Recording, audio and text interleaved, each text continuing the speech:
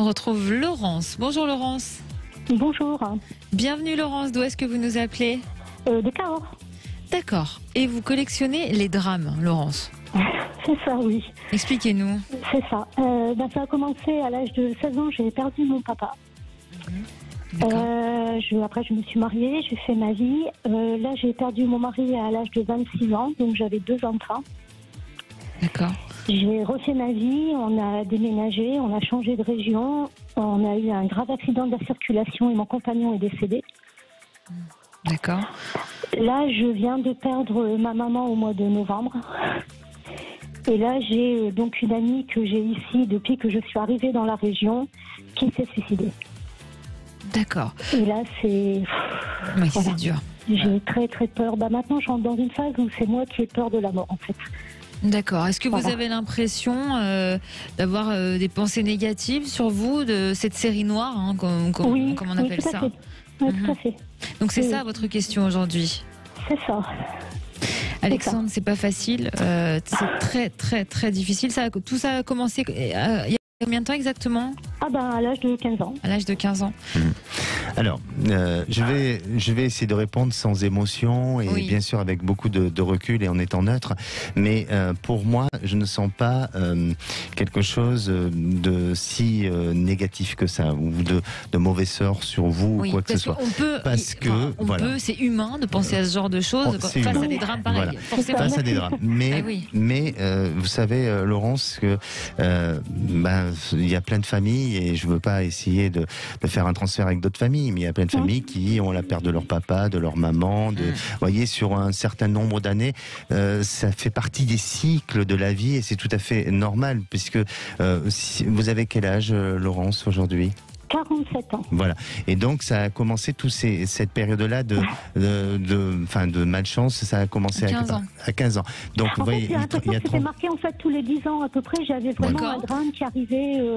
C'est pour ça que je me pose autant de questions à mes 47 ans au jour d'aujourd'hui. Non, alors, moi je ne ressens pas cet aspect-là, si vous voulez. Si on retrace un peu le fil de votre existence, oui, effectivement, on peut dire que vous avez quelque chose de lourd, de difficile ou autre, mais comme je vous dis, ça fait partie des cycles de la vie où à un moment donné on perd un proche et voilà. Et sur ce nombre d'années, je vois pas, et en tous les cas, je ne perçois pas chez vous quelque chose de si occulte ou de malédiction. Non, je ne ressens pas comme ça. Et le fait que j'ai peur maintenant, moi, de la mort, voilà. Parce que là, je suis effrayée. Alors, effectivement, voilà, vous avez peur de la mort parce que ça a touché des gens proches de vous et ça vous a amené aussi à des traumatismes. C'est-à-dire que vous avez eu sûrement un événement de quelqu'un qui est décédé, je ne sais pas, où vous avez peut-être vu cette personne décédée, où il y a quelque chose qui semble être traumatisant pour vous. Peut-être qu'il y a eu cet événement-là autour de vous? J'en ai eu plusieurs en fait. Là, ma maman, ça a été soudain. Voir le décès, vous voulez dire assister au décès? C'est peut-être l'accident de voiture, non? Peut-être l'accident, ouais, peut-être. Ou votre mari...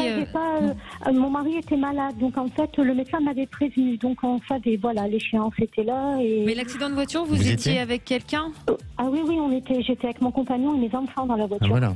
Donc effectivement, je pense que voilà, ça crée un traumatisme et c'est pour ça que vous êtes face à ce questionnement de la mort et tout ça. La mort n'est qu'un changement de cycle et aller pour aller vers une autre étape de la vie.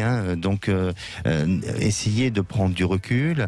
Peut-être qu'il faut parler autour de vous, d'échanger, d'évacuer ce qui vous angoisse et ce qui vous fait peur. Mais souvent, quand on a peur de la mort, c'est pas forcément la mort en elle-même, c'est aussi la peur de vieillir. C'est-à-dire qu'on a du mal à accepter à vieillir. Est-ce que c'est votre cas peut-être? Alors, pas spécialement, dans le sens en plus où je suis une battante. J'ai toujours relevé mes enfants.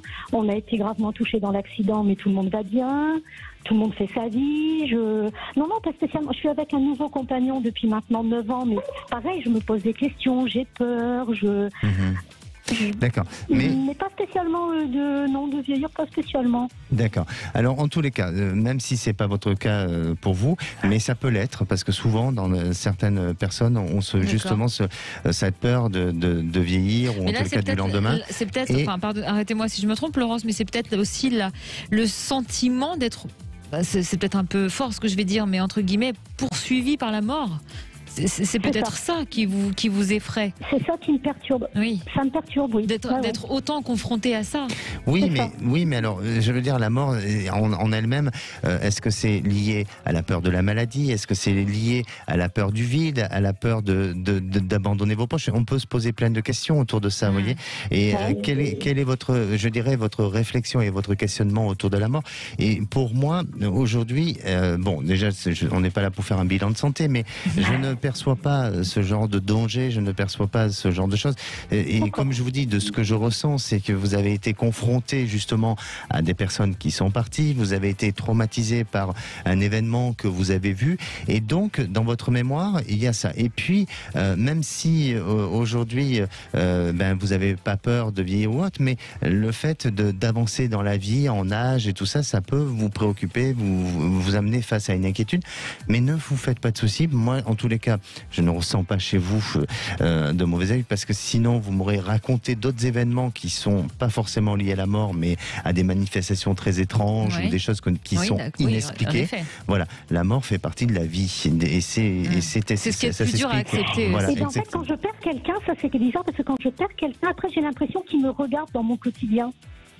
Oui, mais oui. Alors ça c'est peut-être aussi psychologique du coup, avec tout ce que Laurence a vécu, Alexandre. Oui, et puis c'est aussi un sujet que j'avais fait sur la notion du départ, de faire le deuil de ses proches. C'est quand on ne veut pas accepter le deuil, eh bien notre mental, notre cerveau enregistre l'information et garde la mémoire, et on a l'impression de voir en permanence la personne, oui, c'est ça, de la sentir près de nous. Difficile. Voilà, exactement. Vous voyez peut-être un thérapeute, Laurence, pour faire face à tous ces deuils? Alors, j'en ai vu, mais en fait, ça me convient pas. Je suis très lithothérapie.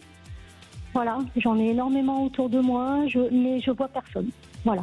D'accord. Mais n'hésitez pas à parler. Oui, ça fait du bien de parler, et je crois que ça permet de lâcher. En tous les cas, de ce que je peux vous dire, et bien sûr que je vous annoncerai pas si vous allez partir ou pas là, évidemment. Mais ce que je peux vous dire que tout simplement, c'est que je ne sens pas le mauvais œil sur vous, le mauvais sort, et je ne sens pas un danger dans le moment présent. Donc soyez rassurés. Là, même avec mon compagnon, j'ai pas de souci. Voilà, je pense qu'on va arriver aux 10 ans et je pense que le fait, on en parle souvent, ça aussi, Alexandre Dessig, c'est très intéressant votre témoignage au final, parce que je suis sûre que ça aide beaucoup de monde. On parle souvent de cristalliser des croyances. Là, avec ce genre de cycle que vous avez l'impression qu'il se répète tous les 10 ans, il est, je pense, au final logique, quelque part, que vous disiez, on est bientôt aux 10 ans, il va se passer quelque chose. Et je pense que, Alexandre, vous n'allez pas me contredire, il faut essayer de ne pas se focaliser justement sur ça, de lâcher prise avec ça. Bien sûr, bien sûr. Pour éviter de cristalliser cette fameuse croyance. Bien sûr, effectivement. Et on est face à une peur où parfois, il y a des personnes qui vont consulter des voyants et on va leur dire, vous allez mourir à tel âge et tout ça. Et arrivé à l'âge fatidique, eh bien, on a focalisé dessus et on a peur du danger. Et c'est pas forcément que ça arrive. Donc, voilà. Donc, je crois que ne restez pas sur cette notion des 10 ans, c'est votre vie, c'est votre karma, je dirais ce sont des cycles effectivement, mais en attendant, même si vous êtes à cette approche des 10 ans, pour moi, je ne vois aucun danger. Et quand les 10 ans seront passés, que ça vous en serez à votre 11e année, n'hésitez pas à nous rappeler pour nous confirmer ça. Merci beaucoup en tout cas pour votre témoignage. On espère que ça vous a aidé, Laurence. Merci beaucoup. Vraiment. Je vous écoute tous les jours. C'est très gentil. À bientôt. Merci à vous. Au revoir. Allez.